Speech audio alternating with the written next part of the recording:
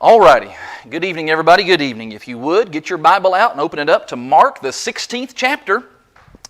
Mark chapter 16, as we are in the final chapter here of this great saga, this story, this telling of the good news of Jesus. And glad to have the opportunity to study together once more tonight as we I don't think we're going to cover all of Mark chapter 16 tonight. However, do want to encourage any kind of participation on your part. If you've got a question or a comment or just anything that you might be able to contribute to our study tonight, feel free to do that. I've got the chat opened up here on the live chat for folks who are watching at home, and you drop your comments and questions there, and we'll try to get those incorporated as we work together in the Scriptures.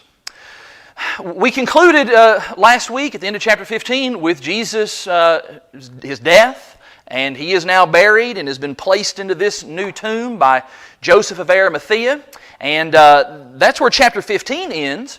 And you should know that there are people who believe that's really where the story of Jesus ends.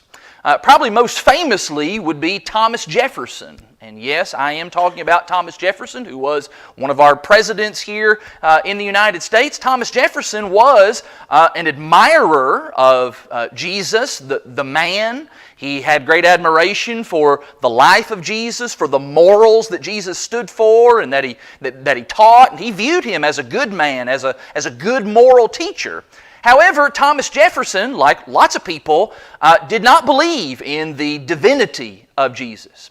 And so as a result, Thomas Jefferson, throughout his life, he carried around his own copy of the New Testament in which he would go around clipping out and cutting out all of the verses in Matthew, Mark, Luke, and John that made any reference to the divinity of Jesus, any kind of references to Jesus being the Son of God, like, for example, Mark 1, verse 1, where it says, the beginning of the gospel of Jesus Christ, the Son of God.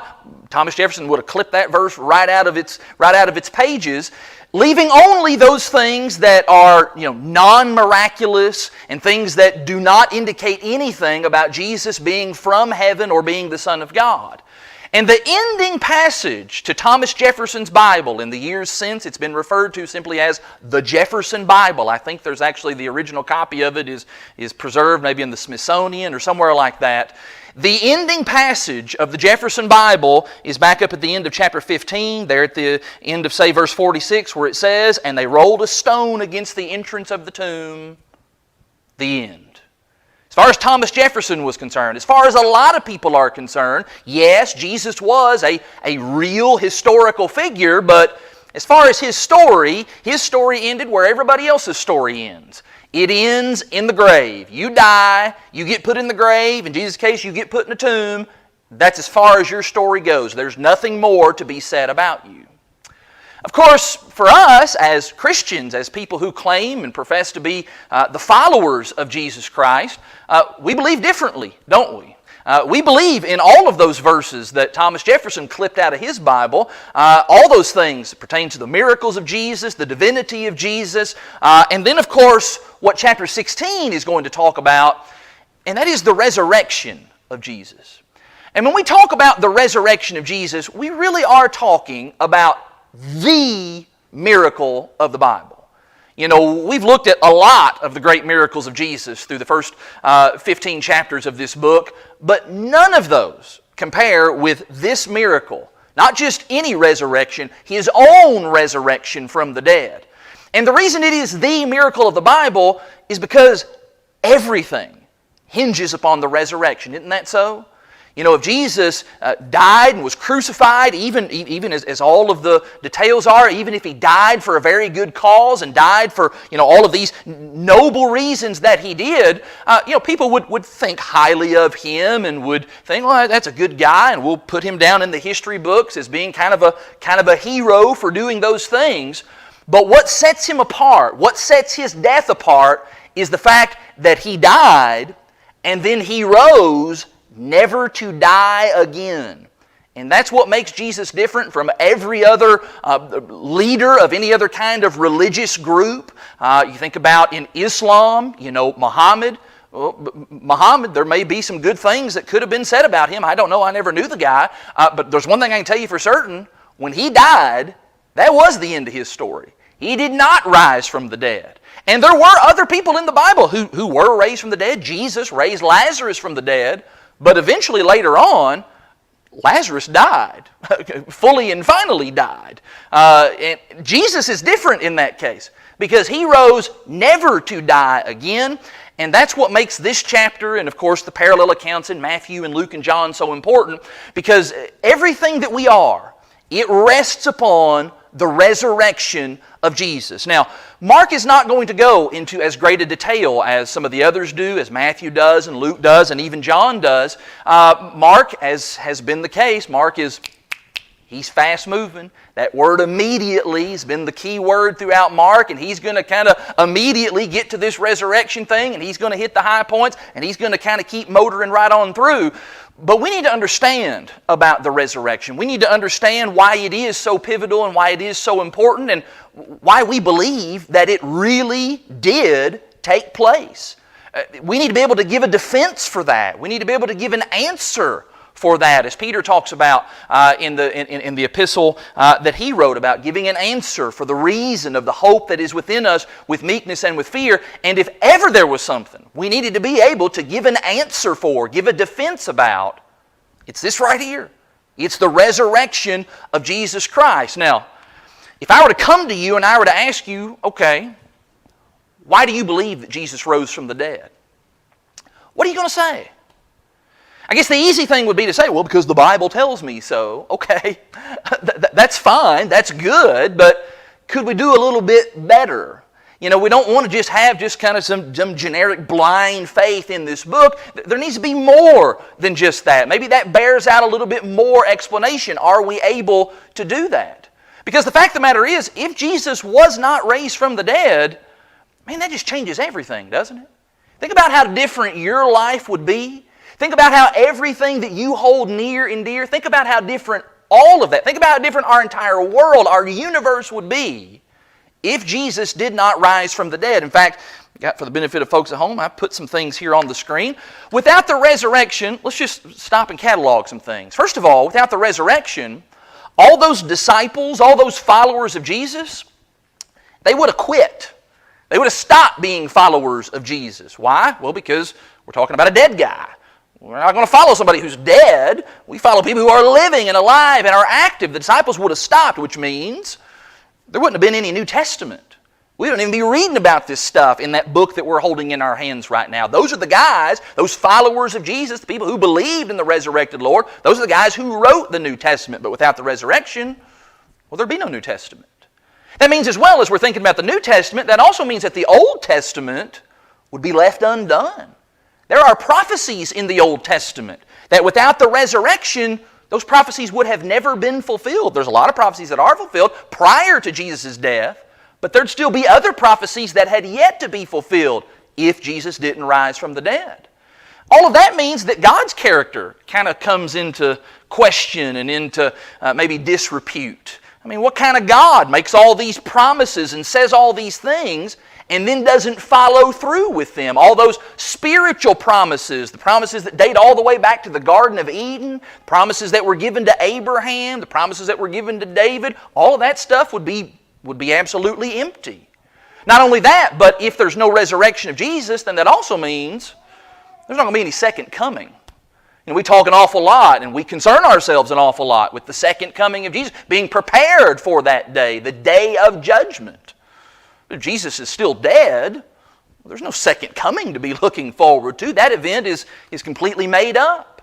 Which means as well, when we think about us personally, that means as well that there's nothing beyond the grave.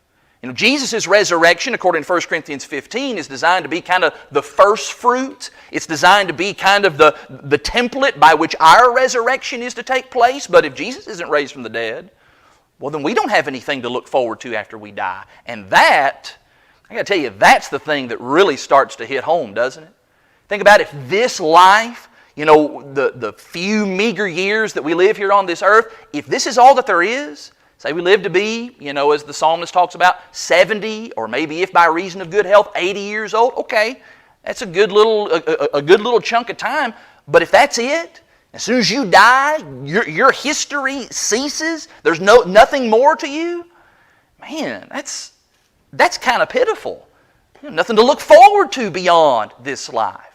Which means as well that everything that we are and everything that we're doing in this life right now as God's people is all just kind of pointless. Our obedience to God, what's the point in that if Jesus isn't raised from the dead?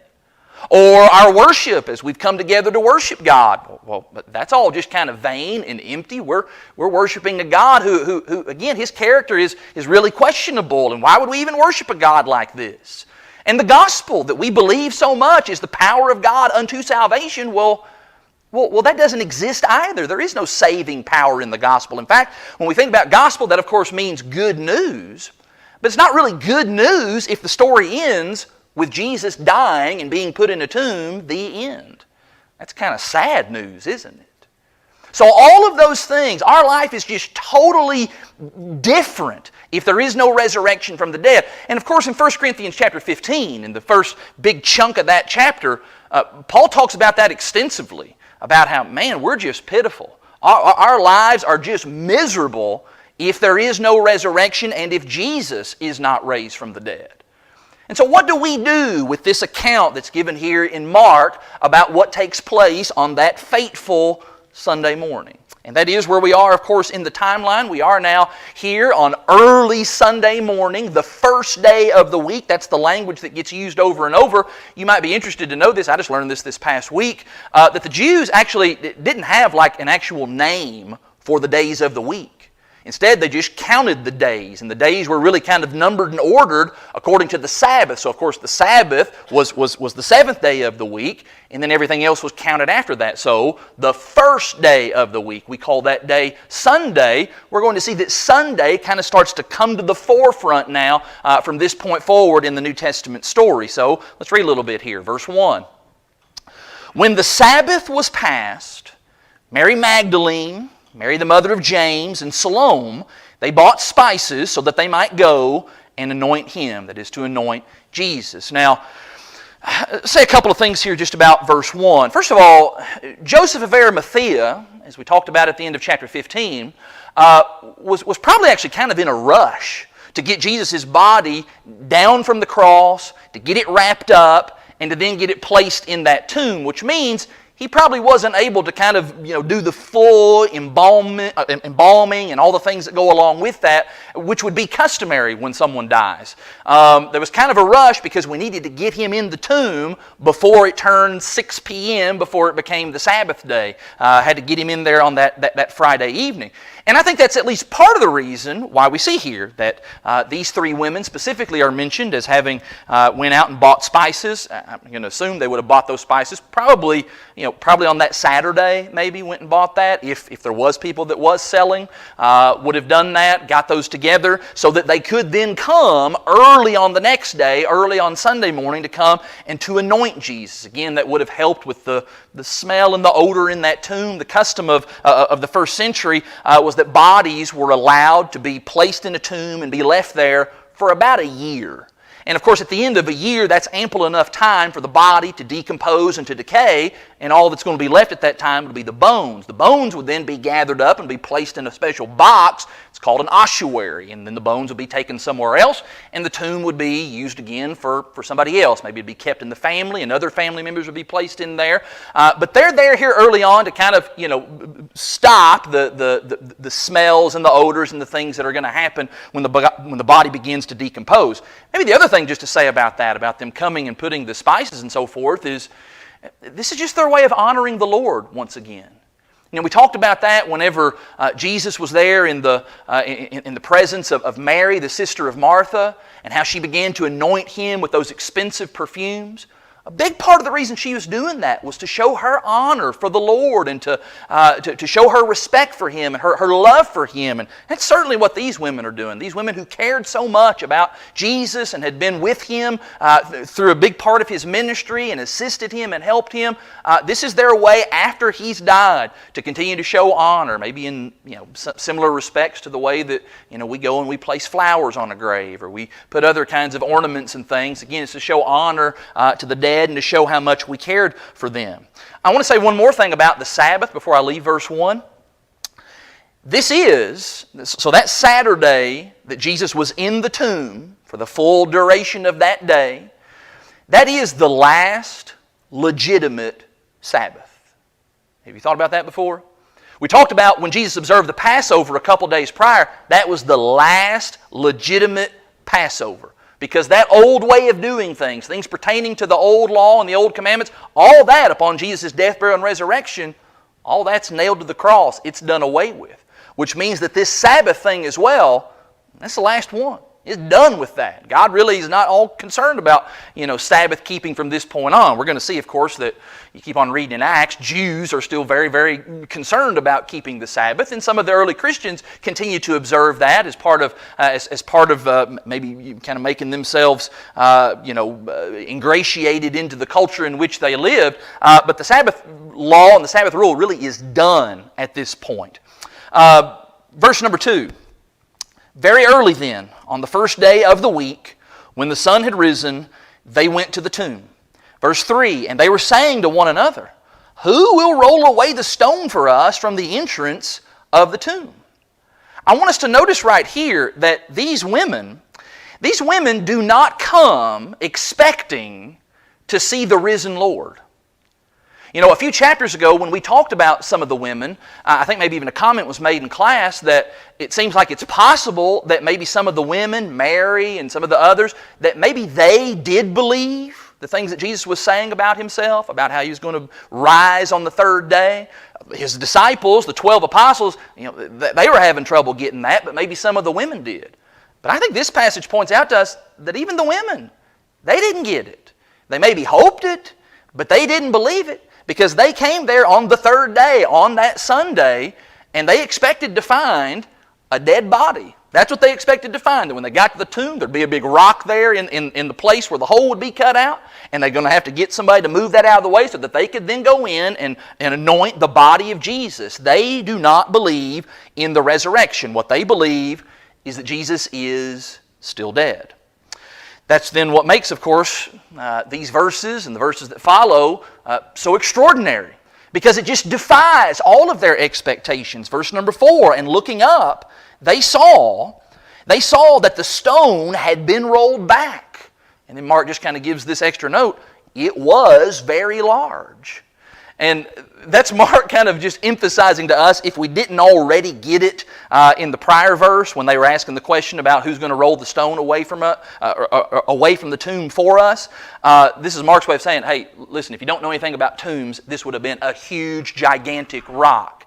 And if you've ever been around women who get really, really determined to get some work done, I tell you what, I've seen my wife lift up the couch with one hand and run a vacuum cleaner another. Women can do some stuff when they set their mind to something, but obviously this was beyond that. This was something they were going to need some help. We're talking about maybe a 1 or 2 ton boulder, something gigantic, maybe as much as that size.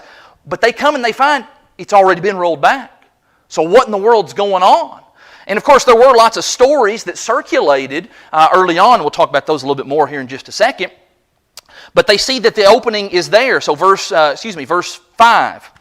And entering the tomb, they saw a young man sitting on the right side, dressed in a white robe, and they were alarmed. Now, of course, you read the other accounts, and we come to find out this isn't just some random guy. You read the other accounts, and you find out this is an angel of the Lord. In fact, the other accounts even mentioned that there were 2 angels. Mark just focuses on the one. That doesn't discount the possibility of a second angel. Mark just focuses on the one and what the one angel said. So there's still harmony in the Scriptures. People like to point to those kinds of things to say, contradictions. No. You can still have 2, and Mark just focuses on the one who's talking. And we'll talk a little bit here in just a second about what he says. But let's talk first of all about just explaining this tomb being empty.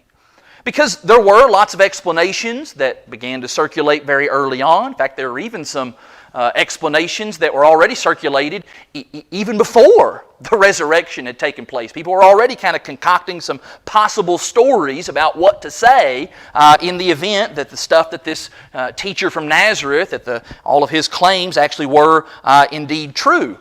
So let's talk about what do we say about this empty tomb, because we need to be able to give an answer for the empty tomb. I want to say to us very clearly here, And we want to be careful whenever we're giving a defense for why we believe Jesus rose from the dead. The empty tomb itself does not prove that Jesus rose from the dead. Do we understand that? The tomb being empty alone, in and of itself, that does not prove that Jesus rose from the dead. Having said that, a full tomb would clearly prove that He didn't, right? If the tomb is full, if the body's still there, then just forget the whole story. But the tomb is empty, so we have to give some kind of an account for it. And there are lots of ideas. There was, of course, one of the earliest ideas was that maybe the disciples had came and stolen the body. Let me just ask you, just hearing that, after having read all of Mark up to this point, what is the obvious hole in the logic of thinking that the disciples stole the body in order to prove the resurrection? What's the problem with that? I didn't necessarily believe it. Yeah, they didn't even believe about this resurrection stuff. That wasn't even on their mind. And so the idea that they're going to go and steal the body in order to prove and validate the things that Jesus had said, that just doesn't even work because they themselves were unbelieving. And in fact, this chapter, Mark goes out of his way to emphasize the unbelief of the disciples. So that just doesn't really work. What's another explanation? Well, another explanation was that maybe the Romans, the Jews, the people who were responsible for the crucifixion of Jesus, well, maybe they moved the body somewhere.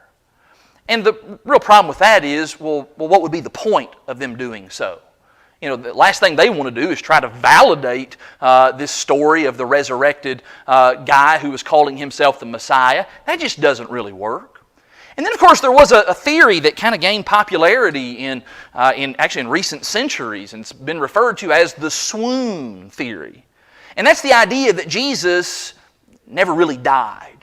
That instead, while He was hanging on the cross, He was in, excruciating pain and torture, but the pain was so overwhelming, He ended up just passing out, and He just kind of swooned over, and they mistook Him for being dead. That maybe the soldiers there at the cross, they just made a mistake. They thought the guy was dead. They checked his pulse, and, well, it didn't sound like his heart was beating, so we just went ahead and took him down because we thought he was dead, and we put him in the grave. But then, over the course of the night, just the coolness of the air in the tomb, and maybe having a little bit of time to kind of recuperate, Jesus woke up, got better, and then somehow pushed this giant boulder out of the way, and then ninja kicked the guard at the door, and then ran into Galilee, and then He lived a long, fruitful life and died as an old man somewhere. Sheesh, that's pretty elaborate, isn't it? There's all kinds of problems with that. Maybe the thing I would say probably most about that is the thing that I tried to emphasize last week from chapter 15, and that is that Roman guards went to great pains to make sure that those who were executed were dead. When they came to Jesus and they realized that this guy was already dead, and it says they didn't break his bones, they examined the guy. In fact, Pilate made sure that the soldiers had examined the guy. He even asked to make sure that he really was dead. So those kinds of things would not have just slipped by the notice of Pilate or the Romans. All of those theories and ideas fall short. Cody. Matthew 27:66 says the Romans went and made the tomb secure by sealing the stone and setting a guard. Yep. The Romans had went out of their way to make sure that the claims of this guy were not going to come true by sealing the tomb, putting the guard stationed there specifically for that purpose. And so all of those ideas and all of those explanations for the empty tomb, they just fall short. The only explanation, and it is the explanation that Mark is emphasizing and people who were living at that time to explain what occurred, and that is that He arose. That He really did do what He professed He was going to do again and again and again. Chapter 8, chapter 9, chapter 10, Jesus said on at least 3 occasions, on the third day, I'm going to rise from the dead. That is the only explanation that can fit. The question for us is, well, why do we believe that? Why do we believe that? I mean, the Bible says it a lot, but why would we believe that?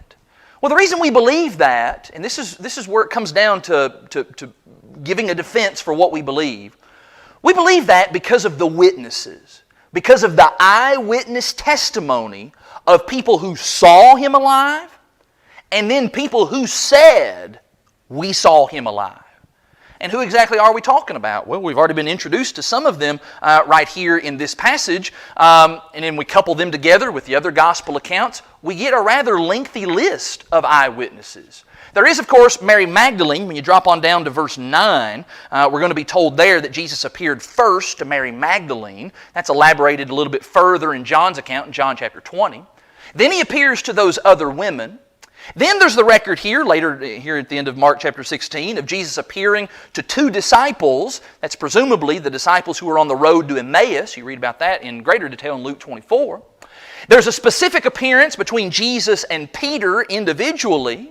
Then there's the special occasion where Jesus comes and he appears to all of the apostles. He appears to all of the apostles then with Thomas gathered there. Thomas had missed out on the first occasion, but he's there on the second go-around. And so Thomas gets and makes the request about touching Jesus and seeing the wounds in his hands and in his side.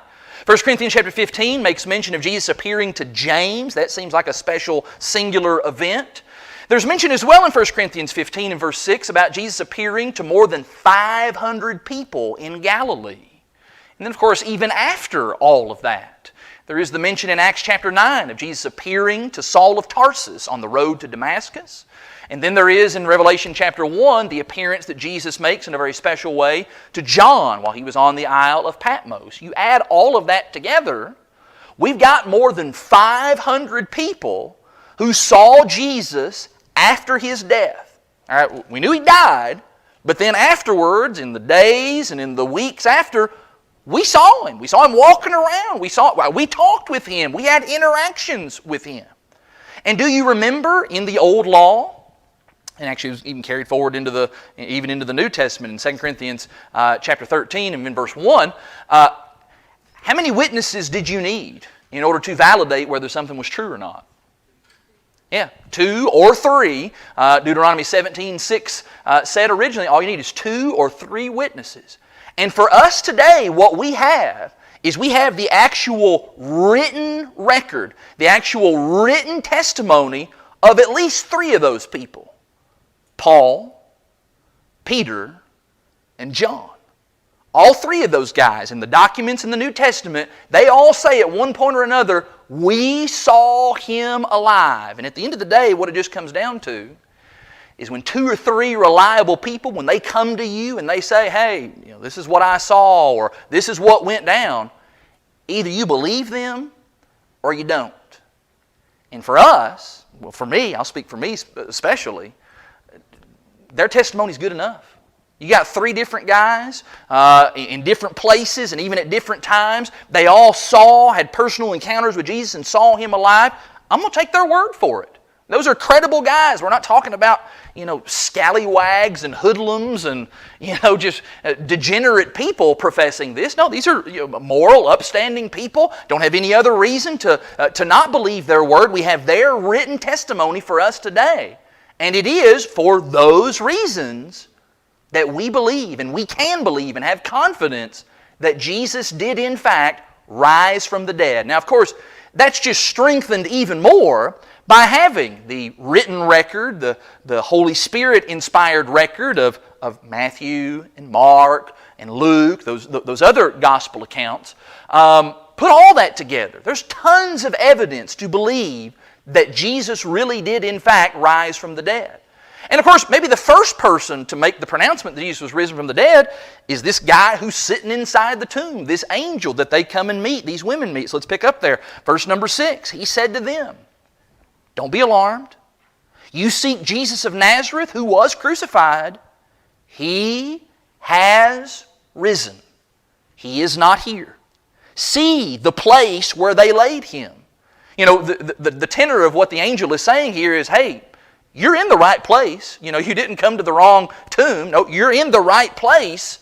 The problem is you came here today with the wrong expectation because you came here today expecting to find a dead man.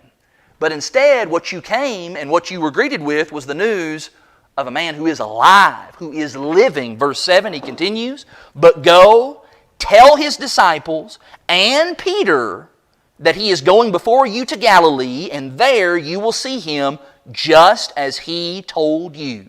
The mention there about how Jesus is going before you to Galilee, that's what Jesus had actually told these guys previously, didn't he? Back in chapter 14 and in verse 28, Jesus said, after I'm raised from the dead, I'm going to go before you into Galilee. And so the instructions are, hey, go there, meet Him, just as He told you. Go and meet Him in that place, and there you're going to get to see Him. And it probably is maybe when He's walking along, I don't know if He's walking along the shore of the Sea of Galilee or where, but as He's in and around Galilee, that probably is where those 500 different witnesses that Paul talks about in 1 Corinthians 15, that's probably where those 500 witnesses would have saw Him at that particular time. I want to draw your attention to a phrase in verse 7. It's 2 little words that really stand out to me, where it says in verse 7, but go tell His disciples, notice this, and Peter. There is special mention here of Peter, kind of separate and distinct from the rest of the other disciples. And that's probably because this angel, speaking on behalf of the Lord, this angel knew that Peter was going to need some special encouragement. You know, we talked at length about the colossal failure, the epic fail of Peter back in chapter 14. Peter was so bold and so certain and so confident of himself, and he ends up just crashing spectacularly, denies Jesus 3 times. And if you're thinking, you put yourself into the head of Peter, you're probably thinking pretty low of yourself, aren't you? You're probably thinking, I failed. Lord doesn't want anything to do with me. He probably is so disappointed in me. He wouldn't want me. There wouldn't be a place for me. Even if He did raise from the dead, He wouldn't want anything to do with me. But this specific mention of, you need to let Peter know that the Lord wants you, Peter. The Lord wants you to go and see Him. I don't know, if I'm Peter, I'd probably be running as fast as my legs possibly would allow me to get to go and to see Jesus, to know that He singled me out specifically, to know that He didn't kick me out, and He does still love me, and there is still a place for me. That'd be my response. I just think there's something powerful there about that. And Peter. Verse 8, let's finish it up. Verse 8, and so the women, what's their response? Well, I think our immediate thought, we think about these good women, and okay, they've gotten the good news of the resurrected Lord. Our thought is, okay, yeah, they're going to go and tell the great news. Well, verse 8, they don't exactly do that. And they went out, and they fled from the tomb, for trembling and astonishment had seized them. Notice this, and they said nothing to anyone, for they were afraid. And so at least initially, you read the other accounts and you kind of out, the women do go and tell eventually. But at least initially, they didn't go and do that telling. And it's probably for just a number of reasons. There's all kinds of emotions swirling with them. There's just an overwhelmedness about the amazement of what's taken place, just fear of what does all of this mean. They probably are still processing, working from unbelief to a state of actual faith and belief. But Jesus had said that a time would come when you're going to have to give voice to the things that you've seen and you've known. Do you remember all the way back in chapter 9? Would you go back to chapter 9? In chapter 9 and in verse 9, this is after the amazing events at the Mount of Transfiguration. Do you remember when Jesus was coming down the mountain? It says there in verse 9 that He charged them, that would be Peter, James, and John. He charged them, tell no one what they had seen until the Son of Man had risen from the dead. That was kind of an early indication, kind of a preview of what is evident right here as we've come to Mark 16 and in verse 8. And that is, a moment would come when you must speak. You must give voice to the things that you have seen and heard and the things that you have come to believe. And that's because everything's changed now. When Jesus raises from the dead, the whole world is different now. When Jesus raises from the dead, that means that the Messiah has indeed been crowned. His resurrection from the dead declares Him to be the Son of God with power. Everything is new. Everything is changed. Now is the time to go and tell good news, because it is good news now. Good news is that He is risen from the dead. Got to go and talk about that. Got to go and tell people that. These women were charged to do that. And like I said, at least initially there was some reservation and some unbelief. I do want us to notice, I'm going to open it up for comments here in just a second. I want you to notice just kind of the interesting symmetry from chapter 1 to chapter 16. Mark began his gospel with a messenger of God announcing what God was about to do. And of course, that messenger at that time was John the Baptist. Make his path straight, and here's all the things that are going to happen. The kingdom of heaven is at hand. Mark now kind of bookends that and closes his gospel here in chapter 16 with another messenger of God, this time an angel, and he now announces what God has done. That work has been brought to its completion. Jesus is risen from the dead. The gospel is now ready to go forth. I'm going to stop there at the end of verse 8. Thoughts and ideas and things you want to say about the resurrection. I haven't really went to trouble to incorporate the other ideas of the other writers. Maybe you've got something you want to say about that, or something about verses 1 through 8. What do you want to say? David. Going back to the theory you had about Jesus maybe not being completely dead, but not that you had, but something like that. Yeah. I mean, there's one version or one gospel that talks about the fact that they pierced his side with a spear. So that alone should put that to rest. Yeah. David's made the point about how the swoon theory, the idea that Jesus didn't actually die. That was one of the reasons that the soldiers went to the trouble of putting the spear in his side, and when blood and water came forth, if Jesus was still alive, you put a spear in his side, he's going to go, ah, that's terrible. But instead he was already dead, and so that would have been the indication of all of that. The soldiers were making their rounds at that time. They broke the legs of the robbers. Yeah. Pierced Jesus' side, blood and water came out. Yeah, Adam said that the Roman soldiers were, they're making, again, those guys would have been well trained and equipped to know exactly what to do whenever a criminal was crucified, and go through all the procedures and do the things that needed to be done to make sure they were dead. Again, they didn't go through all of that effort, with the scourging, and then all the process of getting the person hoisted up there and put up on the cross. I mean, that would be kind of actually some hard work. They're not going to go to all that work and then allow the guy to come down from the cross and, he's actually still alive. No, they would have made certain he was dead. That's a theory that's just full of holes. Matt? Was it a common practice for the Romans to put a guard in front of the grave after crucifixion, or is that something that God may have done so we would have less room to question if he rose or not? Yeah, Matt's asked the question about, was it common practice to place a soldier at a tomb? And there's not. I mean, I actually had read about that once before. That there's not really any indication that would have ever been a practice and would have been done. In this particular instance, they kind of had reason to. Because again, this guy was walking around and proclaiming about rising from the dead. That was part of the reason that he got in so much trouble with the Jews and others.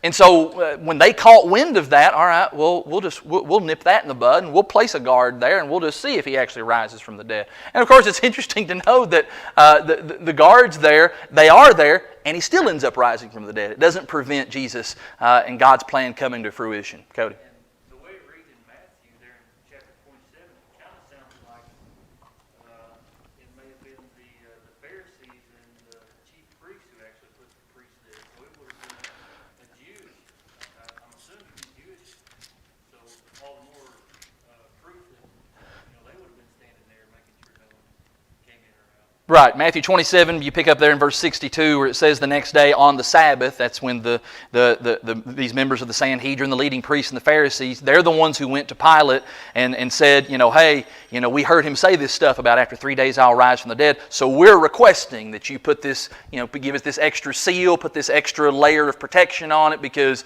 we just want to make sure that this guy really is shown to be the fraud that we believe that he is. Down in verse 65 there, it said, Pilate said to them, you have a guard of soldiers, go make it as secure as you can. Yeah. So that may have been some of those Jewish temple officers. We talked about when they came to arrest Jesus, there was probably kind of a mixture of Roman officials as well as temple soldiers, temple officers, and so they may have actually had to do the legwork on all of that. Glenn, was you going to say something? Well, I think later on when they, I haven't looked all this up, but when they get, they're in danger of being killed for allowing them to get away. So I think that proves it's kind of back to the Romans Yeah. So I think when he gave them a guard, he was giving them one of his guards. Yeah. And that's probably correct. Like I said, I probably should have come better prepared to harmonize all the different accounts and all the different details. But that's right, and it is interesting because those guards end up falling asleep there, and all that effort and all that work was really just for naught. God's plan, back to Matt's question a few moments ago, God's plan was going to come to pass regardless, and whether God actually had any orchestrating of the placing of the guards there, or whether it's just simply that God allowed that and is going to kind of work that, it just provides extra layers of evidence and proof for the fact that what happened here really did happen and that Jesus really did rise from the dead, despite all of the efforts on the Romans' part and on the Jews' part and every other naysayer's part. All the bases have been covered for us to know conclusively this happened, and we can be certain that it happened.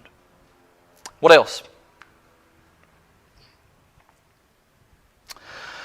Well, so these women, they do, like I said, they do eventually go and begin to spread the good news and let people know. I've often, pointed out, sometimes when people will talk about, well, women are marginalized in the church and the New Testament just doesn't really have anything for women. And one of the things I'll be quick to point out is that it's women who were the first, in essence, to go and preach the gospel.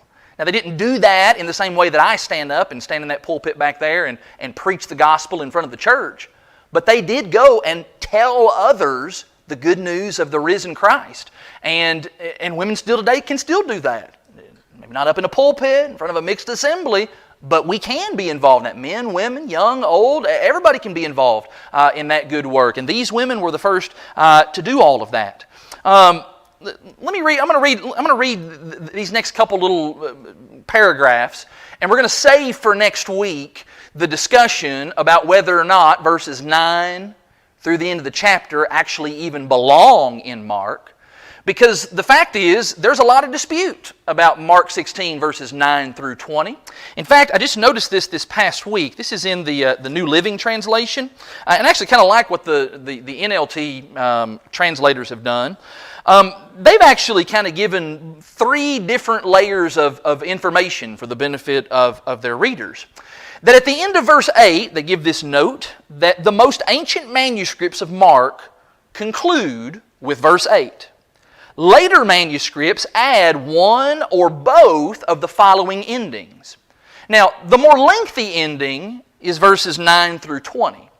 But there actually were some manuscripts that had kind of an abbreviated ending, a shortened ending that circulated with it at the end of verse 8. And that shortened ending, if you've never heard it before, goes something like this.